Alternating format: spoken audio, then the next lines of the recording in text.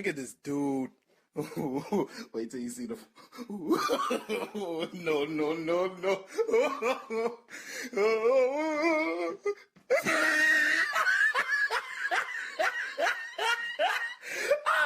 Look at that. A structure worth $15K. And it's a structure 2975 could and will not get close to. Unfortunately for them, I'm sure that money could have been spent wisely in an internet cafe trying to keep it up and running, but unfortunately, they might need to go to their homes and take a shower.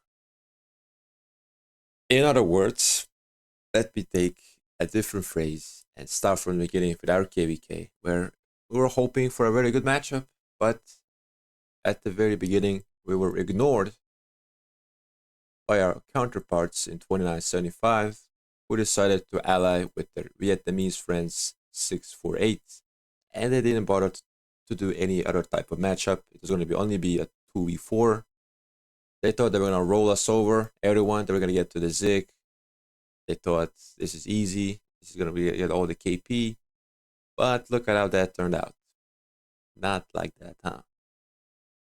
So it's been very disrespectful from the start, not replying. And then after seeing some screenshots, it's been also very arrogant and condescending, thinking it's going to be very easy.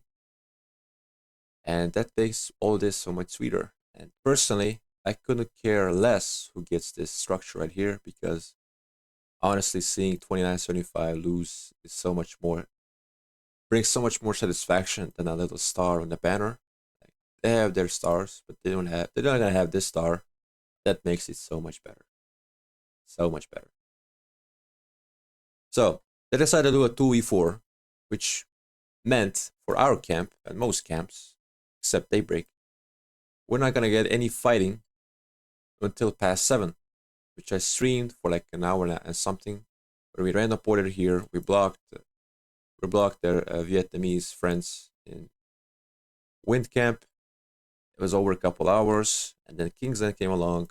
Water Camp, our ally, have kept them at bay, while us and Daybreak were battling in Kingsland. And then shortly after, Water came back in Kingsland, and this is how it went.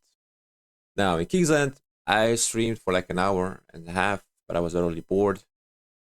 They were all just field fighting, and it was all not very meaningful, I would say. They're just fighting for the sake of fighting. They didn't bother to really swarm any flags. Their flags were not really defended, and none of them actually been defended. And I even passed a bit. So the way they fought is very simple. They group up in a murder ball like this. We go out. We probably get murdered too, because their murder ball is very good. I'll give them that. It's the only like really good part of the kingdom, their murder ball. But for the most part, they've been cheeseburgering outside the cities, and they have not been making any progress anywhere, and they've been burning since the start from all sides. Like our camp, our other ally, have been coming from behind and just trying to deal with them at 2. Now we got Water from the right pass, and we got us at Daybreak from the left, level 8 pass, trying to get them out of Clarencia, and then hopefully all the way up to the starting zone. Now, with all that said, that's how the matchup sounded. Initially, we were hoping for 3v3, and they thought it would not be balanced for some reason, because they think some camps wouldn't fight like that, and that is very debatable. But that's how it ended up in the end, and how we got screwed over by someone who was very selfish and tried to get all the kills their way. And our kills and deaths have shown that. Like, I don't think any in the kingdom, except like a very select few, got their death requirements. Simply because it's very hard to get them. The only way to really get them, if quote unquote efficiently, is to let your hospital overflow and just fill with it, and you'll get their troops.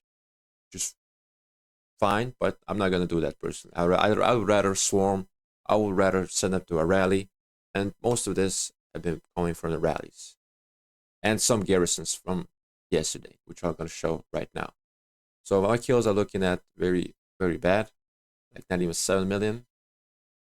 I hope try to get to 10 million at least, so I can get most of these rewards, like the coins. I don't want most of it, but for the most part, it's been very bad.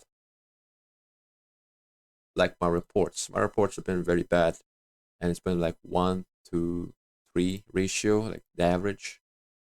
Now probably even more in some cases. As you can see, it's very, very slow and very expensive kills, this KVK.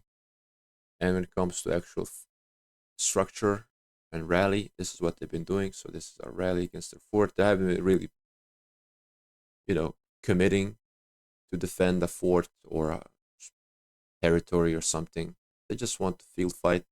And I'm going to show you exactly why they want to field fight in just a moment. As you can see, the rallies have been doing all right, but nothing crazy.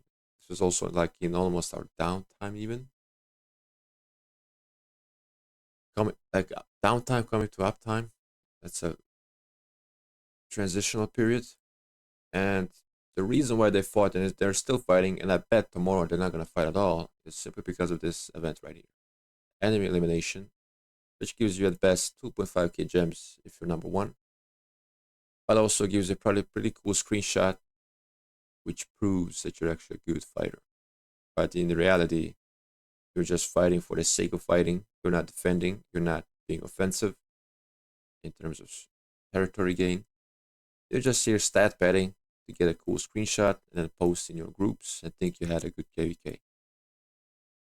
But it's hard not to get kills when you're surrounded by all sides. So, very weird tactic. Okay. And if they decide to flex this somewhere in groups, like Facebook groups, I've been very monitoring them. And I saw lots of comments praising Coordinate 75 for some reason, because they think they're going into 1v14. And they thought it was hopeless. But I think in their own mind, they really wanted to get here, and they thought they could do it. But trust me, nothing brings me more satisfaction than not seeing that actually come to fruition.